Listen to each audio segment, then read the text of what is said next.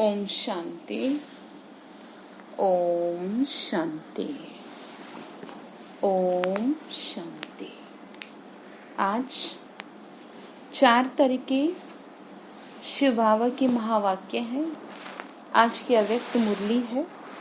अव्यक्त मुरली की डेट है 29/3/1986। मुरली का हेडिंग है डबल विदेशी बच्चों से बाप दादा की रू रिहान। बाबा ने क्या कहा? डबल विदेशी बच्चों से। रू रिहान उर्दू का वर्ड है। रू रिहान का मतलब होता है बातचीत। जब मधुबन जाते थे बाबा से मिलने तो बाबा से विदेशी भी आते थे, है ना। आपको पता है ना 140 से ज्यादा देशों में बाबा के घर खुले हुए हैं, सेंटर्स हैं, तो सभी मिलने आते थे बाबा से मधुबन में। तो वही चीज यहाँ पर बताई गई है। ठीक है, चलिए सुनते हैं। आज बाप दादा चारों ओर के डबल विदेशी बच्चों को वतन में इमर्ज कर सभी बच्चों की विशेषताओं को देख रहे थे। बाबा बोले, मैं परम धाम में तुमको देख रहा था और उसमें भी क्या देख रहा था? तुम्हारी विशेषताएं। क्योंकि सभी बच्चे विशेष आत्माएं हैं, तभी बाप के बने हैं, अर्थात श्रेष्ठ भाग्यवान बने। कोई ना कोई तो विशेषता है ना, तभी तो ज्ञान बुद्धि में बैठा। विशेष सभी हैं, फिर भी नंबरवार तो कहेंगे। समझ में आ रहा है ना? विशेष तो सभी हैं, लेकिन उसमें भी नंबरवार। तो आज बाप दादा डबल विदेशी बच्चों को विशेष रूप से देख रहे थे। बाबा बोले, देखो, एक तो अपने देश छोड़ के आए, ठीक है ना? क्या कहा? एक तो अपना देश छोड़ के आए, यानी भारत देश में आए। दूसरा परम धाम छोड़ के आए। तो कौन हो गए फिर? वो डबल विदेशी हो गए। बाबा ने कहा, तो आज बाप दादा डबल विदेशी बच्चों को विशेष रूप से देख रहे थे। थोड़े समय में चारों ओर के भिन्न भिन्न रीति रस्म व मान्यता होते हुए भी एक मान्यता के एक मत वाले बन गए। बाबा क्या बोले? भले किसी भी रस्म रिवाज में हो, लेकिन फिर भी बाबा के घर में आके ना सब एक जैसे से हो जाते हैं। थोड़े समय में चारों ओर के भिन्न भिन्न रीति रस्म व मान्यता होते भी एक के बन गए। बाप दादा विशेष 2 विशेषताएं मेजॉरिटी में देख रहे थे, यानी देख रहे हैं। 2 बातें बाबा ने बोली। एक तो स्नेह के संबंध में बहुत जल्दी बंध गए, प्यार के संबंध में बाबा के साथ। स्नेह के संबंध में ईश्वरीय परिवार का बनने में, बाप का बनने में अच्छा सहयोग दिया। ठीक है, तो एक स्नेह में आने की विशेषता, दूसरा स्नेह के कारण परिवर्तन शक्ति सहज प्रैक्टिकल में लाई। स्नेह के कारण क्या हुआ? परिवर्तन हुआ। स्व परिवर्तन और साथ साथ हम जिन्स के परिवर्तन की अच्छी लगन से आगे बढ़ रहे हैं। हम जिन्स मतलब होता है साथी, जो आपके साथ में है, या ये कहें जो आप ही के एज ग्रुप के हैं, जो आपके साथ चलते हैं। बाबा ने कहा उनकी मदद से भी आगे बढ़ रहे हो अच्छे। तो स्नेह की शक्ति और परिवर्तन की शक्ति, इन दोनों विशेषताओं को हिम्मत से धारण कर अच्छा ही सबूत दिखा रहे हैं। समझ में आई बात? क्या कहा? दोनों ही विशेषताओं को हिम्मत से धारण कर अच्छा सबूत दिखा रहे हैं। बाबा ने कहा अच्छे चल रहे हैं। फिर बाबा ने कहा, आज वतन में बाप दादा आपस में बच्चों की विशेषताओं पर रू रिहान कर रहे थे। अभी इस वर्ष के अव्यक्त का व्यक्त में मिलने का सीजन कहो व मिलन मेला कहो समाप्त हो रहा है। मतलब कहने का ये है कि मधुबन में हर मंथ में जो भी मंथ होता है ना, जैसे कि इसमें नवंबर से स्टार्ट होता था या अक्टूबर से स्टार्ट होता था और अप्रैल तक चलता था। तो बाबा ने कहा वो खत्म हो रहा है, भले ही, है ना, क्योंकि हर जो भी सीजन मिलता था कोई ना कोई बच्चे बाबा के मिलते रहते थे, बाबा से आते थे जब दादी में। तो वही चीज बाबा ने कही। तो भले ही वो समाप्त हो रहा है, यानी कि मिलने का। ठीक है ना? बाबा ने कहा, तो बाप दादा सभी की रिजल्ट देख रहे थे। वैसे तो अव्यक्त रूप से अव्यक्त स्थिति से सदा ही मिलन है, आत्मिक रूप से तो सदा ही मिलन होता है और सदा रहेगा। लेकिन साकार रूप द्वारा मिलन का समय निश्चित करना पड़ता है। निश्चित करना पड़ता है ना, डेट आती है मधुबन से, भाई इस डेट में आप आएंगे, और इसमें समय की लिमिट रखनी पड़ती है। अव्यक्त रूप के मिलन की समय की हद नहीं है, यानी मन से आप जितना चाहे मिल लो, यहाँ बैठे हुए परम धाम में बाबा से, लेकिन मधुबन में जाके मिलना उसके लिए तो लिमिट होती है ना। तो बाबा ने कहा दिल से तो मिल ही रहे हैं भले। अव्यक्त शक्ति की अनुभूति कर स्वयं को सेवा में सदा आगे बढ़ा सकते हैं। फिर भी निश्चित समय के प्रमाण इस वर्ष की ये सीजन समाप्त हो रही है। हर वर्ष जब बाबा से मिलते थे, अभी तो समय वो नहीं रहा, लेकिन समाप्त नहीं, संपन्न बन रहे हैं। मिलन अर्थात समान बनना। क्या कहा? मिलन अर्थात समान बनना, समान बने हो। समझ में आ रही बात? क्या कहा? समान बने हो तो समाप्ति नहीं है। बाबा ने क्या कहा कि मिलन अर्थात समान बनना, समान बने हो तो समाप्ति नहीं है। भले ही सीजन का समय तो समाप्त हो रहा है, लेकिन स्वयं समान और संपन्न बन गए। इसीलिए बाप दादा चारों ओर के डबल विदेशी बच्चों को वतन में देख हर्षित हो रहे थे, क्योंकि साकार में तो कोई आ सकता है, कोई नहीं भी आ सकता, यानी मधुबन में कहीं नहीं आ पाते, इसीलिए अपना चित्र अथवा पत्र भेज देते। लेकिन अव्यक्त रूप में बाप दादा चारों ओर के संग ना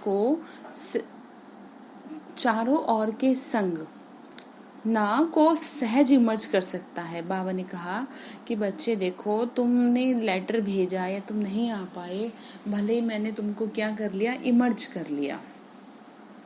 अगर यहाँ सभी को बुलावे, फिर भी रहने आदि का साधन चाहिए। अव्यक्त वतन में तो इन स्थूल साधनों की कोई आवश्यकता नहीं। वहाँ तो सिर्फ डबल विदेशी क्या, लेकिन सारे भारत के बच्चे भी इकट्ठे करो। बाबा ने क्या कहा? बच्चे देखो, सारे बच्चे इकट्ठे हो, जैसे बेहद का अव्यक्त वतन है। कहाँ? अव्यक्त वतन यानी परम धाम में। वहां भले कितने भी लाख हो, फिर भी ऐसे लगेगा जैसे कि छोटा सा संगठन दिखाई दे रहा है। ठीक है ना? तो आज वतन में सिर्फ डबल विदेशियों को इमर्ज किया था। बाबा ने कहा तो आज क्या कर रहे थे? डबल विदेशियों को देख रहे थे, कैसे कैसे वो आगे बढ़ रहे हैं। बाप दादा देख रहे थे कि भिन्न रस्म रिवाज होते हुए भी दृढ़ संकल्प से प्रगति अच्छी की है। मेजॉरिटी उमंग उत्साह में चल रहे हैं, यानी ज्यादातर बच्चे बाबा ने कहा उमंग से चल रहे हैं। कोई खेल दिखाने वाले होते ही हैं, लेकिन रिजल्ट में ये अंतर देखा कि अगले वर्ष तक कंफ्यूज ज्यादा होते थे। बाबा ने क्या कहा कि कई के बच्चे तो अच्छा रिजल्ट निकालते हैं, कईयों का रिजल्ट अच्छा रहता है। मतलब बाबा ने बोला कोई बाप दादा को खेल दिखाने वाले बच्चे भी देखे, यानी बाबा कोई कंफ्यूज कर देते, कंफ्यूज होने का भी खेल करते हैं, यानी कि खुद ही कंफ्यूज रहते हैं, फिर ऐसे खेल पाल करते हैं किसी भी बात को लेके। उस समय का वीडियो निकाल देखो तो आपको बिल्कुल ड्रामा लगेगा। बाबा ने कहा जब कंफ्यूज होते हैं उस समय का वीडियो निकालें तो तुमको समझ में आएगा कि कैसा ड्रामा है। लेकिन पहले से अंतर है, अभी अनुभवी बने हुए गंभीर भी बन रहे हैं। तो ये रिजल्ट देखिए कि पढ़ाई से प्यार और याद में रहने का उमंग भिन्न रीति रस्म मान्यता को सहज बदल देता है। भारतवासियों को परिवर्तन होने में सहज है। देवताओं को जानते हैं, शास्त्रों के मिक्स नॉलेज को जानते हैं। तो मान्यताएं भारतवासियों के लिए इतनी नवीन नहीं है। फिर भी चारों ओर के बच्चों में भी ऐसे निश्चय बुद्धि, अटल अचल आत्माएं देखी। बाबा ने कहा भारतवासियों के लिए कुछ भी ये सब कुछ कोई मुश्किल नहीं है। क्यों? क्योंकि वो ऑलरेडी बहुत कुछ करते हैं, है ना, यानी ईश्वर के प्रति उनकी बहुत पहले से ही साधना होती है अच्छे। तो बाबा ने कहा ऐसे चारों ओर के बच्चों में ऐसे निश्चय बुद्धि, अटल अचल आत्माएं देखी। ऐसे निश्चय बुद्धि औरों को भी निश्चय बुद्धि बनाने में एग्जाम्पल बने। बाबा ने कहा जो खुद निश्चय बुद्धि होगा वो दूसरे को भी बनाएगा वैसा। प्रवृत्ति में रहते भी पावरफुल संकल्प से दृष्टि वृत्ति परिवर्तन कर लेते, वह भी विशेष रतन देखे। कई ऐसे भी बच्चे हैं जो जितना भी अपना रीति प्रमाण अल्पकाल के साधनों में, अल्पकाल के सुखों में मस्त थे, ऐसा भी दिन रात के परिवर्तन में अच्छे तीव्र पुरुषार्थियों की लाइन में चल रहे हैं। बाबा ने कहा इसका मतलब ये कि कई बाबा ने बच्चे ऐसे भी देखे कि जो अपनी मस्ती में मस्त होते हुए भी, यानी दुनिया के उसमें रह करके भी क्या कर रहे हैं, अपने को अच्छा चेंज कर रहे हैं, दिन रात परिवर्तन में लगे हैं अपने। तो बाबा ने कहा ऐसे बच्चों की भी मैंने लाइन देखी कि वो ऐसे भी बच्चे थे, चाहे ज्यादा अंदाज ना भी हो लेकिन फिर भी अच्छे हैं। जैसे बाप दादा झाटकू का दृष्टांत देते हैं, ऐसे मन से त्याग का संकल्प करने के बाद फिर आंख भी न डूबे। ऐसे भी बाबा ने क्या कहा कि किसी चीज का मन से आपने त्याग कर दिया ना, तो फिर उसमें आपकी आंख नहीं जानी चाहिए। आज टोटल रिजल्ट देख रहे थे, बाबा ने का देख रहा था कि क्या क्या तुम लोग कहाँ कहाँ पहुंचे हो, इस टाइम कहाँ स्टैंड कर रहे हो। शक्तिशाली आत्माओं को देख बाप दादा मुस्कुराते हुए रूह रिहान कर रहे थे कि ब्रह्मा की रचना 2 प्रकार की गाई हुई है। एक ब्रह्मा के मुख से ब्राह्मण निकले और दूसरी रचना ब्रह्मा ने संकल्प से सृष्टि रची। तो वो ब्राह्मण कौन से थे, वो हम ही तो है ना। और सृष्टि कौन सी रची, सतयुगी दुनिया। तो ब्रह्मा बाप ने कितने समय से श्रेष्ठ शक्तिशाली संकल्प किया। तो बाप दादा दोनों ही फिर भी रचना के लिए शिव की रचना नहीं कहेंगे। क्या कहा, बाप दादा यानी दोनों, ब्रह्मा बाबा और शिव बाबा दोनों की बात कर रहे हैं, ठीक है ना। शिव की रचना नहीं कहेंगे, शिव वंशी कहेंगे। रचना तो ब्रह्मा के द्वारा रची ना। बाबा ने कहा रचना के लिए शिव की रचना नहीं, शिव वंशी कहेंगे। शिव कुमार शिव कुमारी नहीं कहेंगे, ब्रह्मा कुमार ब्रह्मा कुमारी कहेंगे।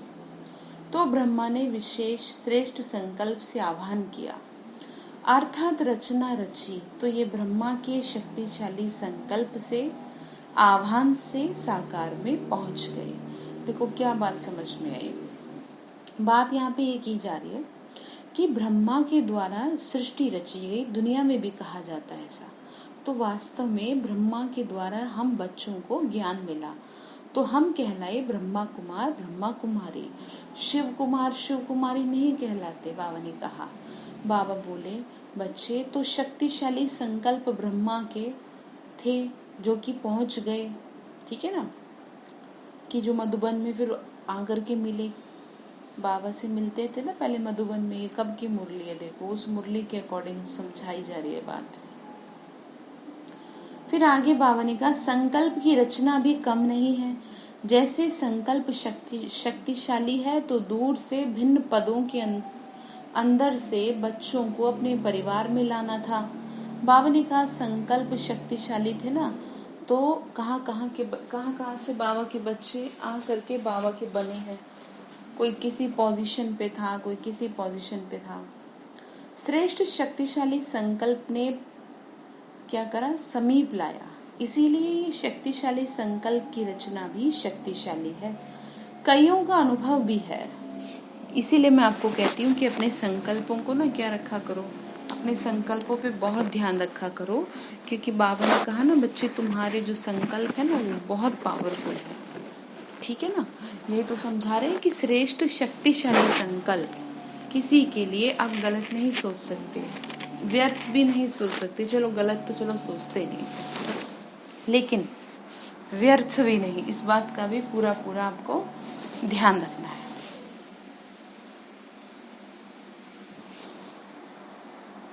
तो कहा जैसे बुद्धि को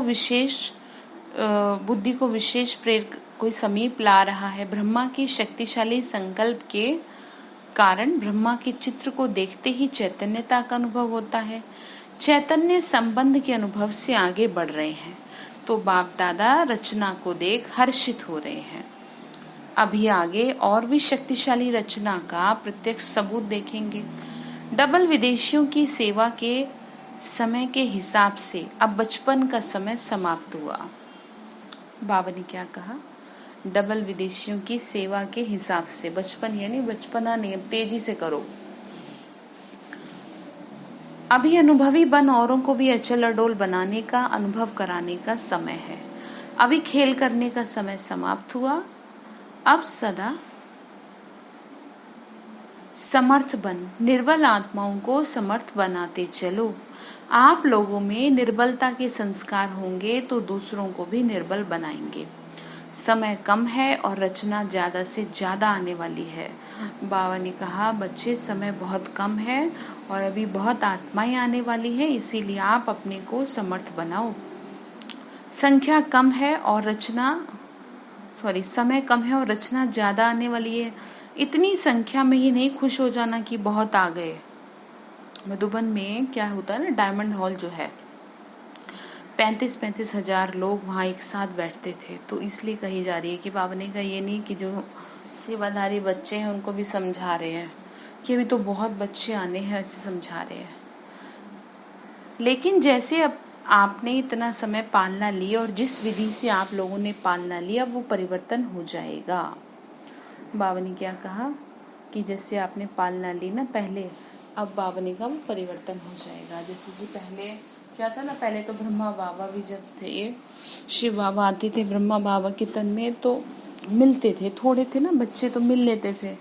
अब तो बच्चे बहुत ज़्यादा हो गए, समझ रहे हैं ना, तो इस वजह से मिलना तो अब पॉसिबल ही नहीं है। फिर कहा आगे, जैसे 50 वर्षों की पालना वाले गोल्डन जुबली वालों में और सिल्वर जुबली वालों में अंतर रहा, यानी कि जिसको 50 वर्ष पालना मिली, किसी को कम मिली, यानी बाबा के घर में भी रहे, सेवा भी करी, तो बाबा ने कहा ऐसे पीछे आने वालों में अंतर होता जाएगा, तो थोड़े समय में उन्हें शक्तिशाली बनाना है। तो कहा बाबा ने, और जो बच्चे आएंगे ना, थोड़े समय में उनको पावरफुल बनाना है। स्वयं उन्हों की श्रेष्ठ भावना तो होगी ही, लेकिन आप सभी को भी थोड़े समय में आगे बढ़ने वाले बच्चों को अपने संबंध और संपर्क का सहयोग देना ही है, जिससे उन्हों को सहज आगे बढ़ने का उमंग और हिम्मत हो। अभी ये सेवा बहुत होनी है, सिर्फ अपने लिए शक्तियां जमा करने का समय नहीं है, लेकिन अपने साथ औरों के प्रति भी शक्तियां जमा करनी है, जो औरों को भी सहयोग दे सको। समझ में आ रही है बात? दूसरों के कल्याण के लिए भी शक्ति जमा करनी है। जिन्हों को 2 वर्ष भी हो गया, उन्हों के लिए 2 वर्ष भी कम नहीं है। थोड़े टाइम में सब अनुभव करना है, जैसे वृक्ष में दिखाते हो ना। लास्ट वाली आत्माएं भी 4 स्टेटस के पास जरूर आती हैं, 4 स्टेजेस के पास, मतलब कि वो क्रॉस करती है ना लास्ट वाली आत्माएं भी। फिर चाहे 10-12 जन्म भी हो या कितने भी हो, पीछे आने वालों को भी थोड़े समय में सर्व शक्तियों का अनुभव करना ही है। स्टूडेंट लाइफ का भी और साथ साथ सेवाधारी का भी अनुभव करना है। सेवाधारी को सिर्फ कोर्स कराना या भाषण करना नहीं है। सेवाधारी अर्थात सदा उमंग उत्साह का सहयोग देना। समझ में आई बात? सेवाधारी अर्थात सदा उमंग उत्साह का सहयोग देना, शक्तिशाली बनाने का सहयोग देना, थोड़े समय में सर्व सब्जेक्ट पास करनी है। इतना तीव्र गति से करेंगे तब तो पहुंचेंगे ना, इसीलिए 1-2 को सहयोगी बनाना है, 1-2 का सहयोगी बनना है। 1-2 की योगी नहीं बनना, यानी एक दूसरे को याद नहीं करना, एक दूसरे के सहयोगी बन के सेवा को आगे बढ़ाना है। 1-2 से योग लगाना नहीं शुरू करना। सहयोगी आत्मा सदा सहयोग से बाप के समीप और समान बना देती है। आप समान नहीं, बाप समान बनना है। जो भी अपने में कमजोरी हो उनको यहाँ ही छोड़ जाना है, विदेश में नहीं ले जाना। बाबा ने क्या कहा, यहाँ से जाओगे ना तो कमजोरी को यहीं छोड़ के जाना, वापस विदेश में नहीं ले जाना। शक्तिशाली आत्मा बन शक्तिशाली बनाना है, यही विशेष दृढ़ संकल्प सदा स्मृति में हो। समझ आई बात? यही विशेष संकल्प सदा दृढ़ स्मृति में हो। अच्छा, सभी को ये खुशी है ना कि वैरायटी होते हुए भी एक के बन गए। अभी अलग अलग मत नहीं है, एक ही ईश्वरीय मत पे चलने वाली श्रेष्ठ आत्माएं हैं। ब्राह्मणों की भाषा भी एक ही है, एक बाप के हैं और बाप की नॉलेज औरों को भी दे, सर्व को एक बाप का बनाना है। कितना बड़ा श्रेष्ठ परिवार है। जहाँ जाओ, जिस भी देश में जाओ, तो ये नशा हो कि हमारा अपना घर है। बाबा ने कहा कहीं भी जाओ तुम सेवार्थ ये सोचो कि ये तो अपना घर है, बाबा के बच्चे हैं। जिस भी देश में जाओ यही नशा रहे, सेवा स्थान अर्थात अपना घर। ऐसा कोई भी नहीं होगा जिसके इतने घर हो। बाबा ने कहा देखो सही बात है, ऐसा कोई होगा जिसके इतने घर हो? बाबा ने कहा जितने बाबा के घर वो सब आपके घर। ठीक है। आगे कहा, अगर आप लोगों से कोई पूछे आपके परिचित कहाँ कहाँ रहते हैं, तो कहेंगे सारे वर्ल्ड में। जैसे लोग पूछते हैं ना कि बहन जी आप कहाँ की हो, तो हम तो कहते हैं कि हम परम धाम के हैं। ठीक है। आज बाबा ने भी कह दिया कि तुमसे कोई पूछे कहाँ की हो, तो क्या कहना, कहाँ रहते हैं रिश्तेदार? सारे वर्ल्ड में रहते हैं। जहाँ जाओ अपना ही परिवार है। कितने बेहद के अधिकारी हो गए, सेवाधारी हो गए। हमारा तो यही परिवार हो गया ना। सेवाधारी बनना अर्थात अधिकारी बनना, ये बेहद की रूहानी खुशी है। अभी हर एक स्थान अपनी शक्तिशाली स्थिति से विस्तार को प्राप्त कर रहा है। बाबा ने कहा हर जगह बाबा की सेवा बढ़ रही है। पहले थोड़ी मेहनत लगती है, फिर थोड़े एग्जाम्पल बन जाते हैं, तो उन्हों को देखकर दूसरे सहज आगे बढ़ते हैं। बाप दादा सभी बच्चों को यही श्रेष्ठ संकल्प बार बार स्मृति में दिलाते हैं कि सदा स्वयं भी याद और सेवा के उमंग उत्साह में रहो। क्या याद दिला रहे कि स्वयं याद में रहो और उमंग में रहो, और दूसरों को भी उमंग उत्साह से बढ़ाते चलो। और चारों ओर के साकार में नहीं पहुंचे, उन्होंने भी चित्र और पत्र सब पहुंचे हैं। बाबा ने कहा कि काफी हद तक पहुंच गए, बाकी बहुत से पहुंचे भी नहीं। तो बाबा ने कहा लेटर्स जैसे मधुबन भेजते हैं तो वो तो पहुंच गए। सबके रेस्पॉन्ड में बाप दादा सभी को पदम गुणा प्यार, दिल से प्यार दे रहे हैं। जितना अभी उमंग उत्साह खुशी है उससे और पदम गुणा बढ़ाओ। कोई उमंग उत्साह खुशी है तो बाबा ने कहा और बढ़ाओ, जितना अभी है ना उससे और बढ़ाओ। देखो एक बार हमेशा ध्यान रखनी चाहिए, बाबा किसी के लिए भी कुछ भी कह रहा है ना तो वो हम सबके लिए होता है। बाबा ने जो भी कुछ कहा उनके लिए, तो हमसे भी तो बात कर रहे हैं ना, बच्चे तो सभी हैं, मुरली तो पूरी दुनिया में चल रही है यही, तो इसीलिए समझा रहे हैं कि ऐसे ऐसे बात कर रहा था, मैं देख रहा था अपने बच्चों को। बाबा ने कहा कोई ने अपनी कमजोरियों का समाचार भी लिखा। उन्हों के लिए बाप दादा कहते हैं लिखा अर्थात बाप को दिया। इसीलिए कहती हूँ कि लिख दो, कोई भी दिक्कत है तो। दी हुई चीज फिर अपने पास नहीं रह सकती। कमजोरी दे दी फिर उसको संकल्प में भी नहीं लाना। तीसरी बात, कभी भी किसी भी स्वयं के संस्कार व संगठन के संस्कारों व वायुमंडल की हलचल में दिल शिकस्त नहीं होना, यानी आसपास के वातावरण की वजह से निराश नहीं होना। बाबा ने कहा शक्तिशाली बन आगे उड़ते रहो। हिसाब किताब चुकता हुआ अर्थात बोझ उतरा। खुशी खुशी से पहले बोझ को भस्म करते जाओ। बाप दादा सदा बच्चों के सहयोगी हैं। बाबा ने क्या कहा, मैं हमेशा तुम्हारा मददगार हूँ, मुझसे करो ना बात, ज्यादा सोचो भी नहीं। समझ रहे? व्यर्थ सोच भी कमजोर कर देती है। जिसके व्यर्थ संकल्प ज्यादा चलते हैं वो 2-4 बार मुरली पढ़ो। देखो कितनी इम्पोर्टेंट बात कही, लिख लो इस बात को। जिसका बहुत व्यर्थ चलता है, बाबा ने कहा 2-4 बार मुरली पढ़ो, मनन करो, पढ़ते जाओ, कोई ना कोई पॉइंट बुद्धि में बैठ जाएगी और फिर शुद्ध संकल्पों की शक्ति जमा करते जाओ तो व्यर्थ खत्म हो जाएगा। समझा? और वैसे भी क्या है, संडे की मुरली तो कम से कम 2-3 बार जरूर सुननी चाहिए। ठीक है ना, गहराई होती है बहुत ज्ञान के। अच्छा, बाप दादा की विशेष प्रेरणाएं हैं, ध्यान से सुनिएगा। चारों ओर, चाहे देश चाहे विदेश में, कोई ऐसे छोटे छोटे स्थान हैं, इस समय के प्रमाण साधारण हैं लेकिन मालामाल बच्चे हैं। किससे मालामाल हैं? ज्ञान से, गुणों से। तो ऐसे भी कई हैं जो निमित्त बने बच्चों को अपनी तरफ चक्कर लगाने की आशा बहुत समय से देख रहे हैं। क्या कहा? ऐसे भी कई हैं जो निमित्त बने बच्चों को अपनी तरफ चक्कर लगाने की आशा बहुत समय से देख रहे हैं, लेकिन आशा पूर्ण नहीं हो रही। वह भी बाप दादा आशा पूरी कर रहे हैं। विशेष महारथी बच्चों को प्लान बनाकर चारों ओर जिन्हों की आशा की दीपक बने हुए रखे हैं, वह जगाने जाना है। यानी कि मुख्य भाई बहन जो होते हैं ना, सेवाधारी, तो वो जाते हैं, वो सेंटर्स भी सब चाहते हैं भाई आए हमारे यहाँ भी सेंटर्स पे। सभी महारथी मिलकर भिन्न भिन्न एरिया बांट गांव के बच्चे जिन्हों के पास समय के कारण नहीं जा सके, उन्हों की आश पूरी करनी। यानी कि छोटी छोटी जगह पर भी जाना।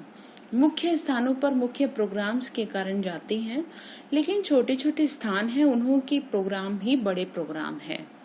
यथाशक्ति उन्हों की भावना ही सबसे बड़ा फंक्शन है। बाप दादा के पास ऐसे कई बच्चों की बहुत समय की अर्जियां फाइल में पड़ी हैं।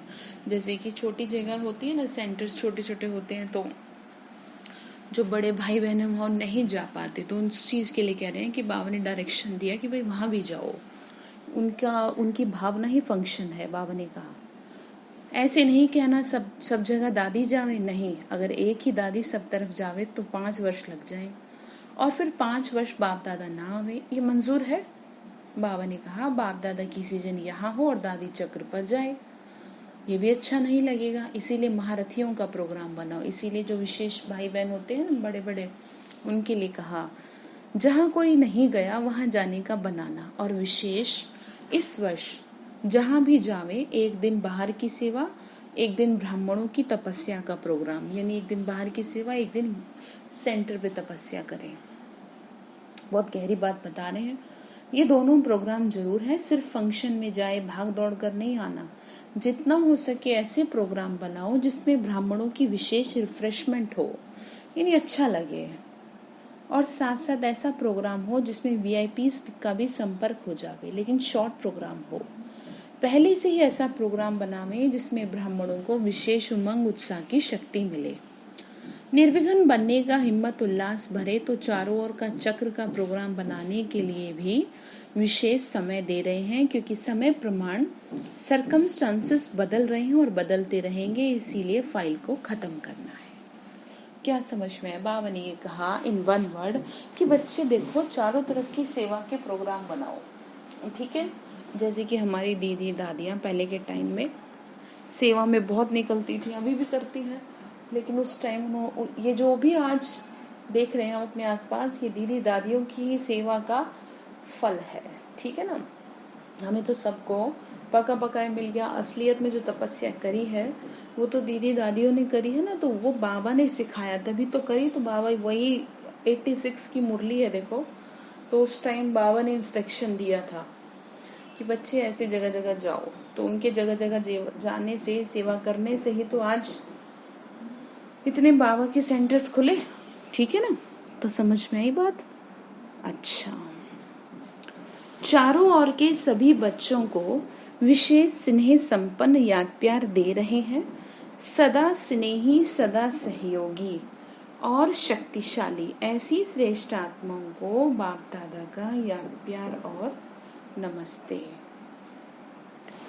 रूहानी हम बच्चों की, रूहानी माता पिता बाप दादा को नमस्ते नमस्ते। शिव बाबा नमस्ते। शुक्रिया बाबा, शुक्रिया बाबा, शुक्रिया। तो वरदान दिया बाबा ने रूहानियत की श्रेष्ठ स्थिति द्वारा। रूहानियत का मतलब होता है आत्मिक स्थिति द्वारा वातावरण को रूहानी बनाने वाले सहज पुरुषार्थी भव, यानी वातावरण भी रूहानी हो जाए। यानी कि शिव बाबा की याद में बैठेंगे ना तो वातावरण बड़ा अच्छा हो जाएगा। बाबा ने कहा रूहानियत की श्रेष्ठ स्थिति द्वारा वातावरण को रूहानी बनाने वाले सहज पुरुषार्थी भव। रूहानियत की स्थिति द्वारा अपने सेवा केंद्र को ऐसा रूहानी वातावरण बनाओ जिसमें स्वयं की और आने वाली आत्माओं की सहज उन्नति हो सके, क्योंकि जो भी बाहर के वातावरण से थके हुए आते हैं उन्हें एक्स्ट्रा सहयोग की आवश्यकता होती है। इसीलिए उन्हें रूहानी वायुमंडल का सहयोग दो, सहज पुरुषार्थी बनो और बनाओ। हर एक आने वाली आत्मा यह अनुभव करे कि ये स्थान सहज ही उन्नति प्राप्त करने का है, मतलब अपनी योग से इतना अच्छा वातावरण हो। स्लोगन है वरदान ही बन, शुभ भावना और शुभ कामना का वरदान देते रहो। क्या कहा? वरदान ही बन, शुभ भावना और शुभ कामना का सहयोग देते रहो। ठीक है, तो आज बाबा ने जो होमवर्क दिया है वो क्या दिया कि कम से कम 3-4 बार मुरली जरूर पढ़ें, सुने और अपने को बहुत ध्यान दें। ठीक है, अच्छा, ओम शांति।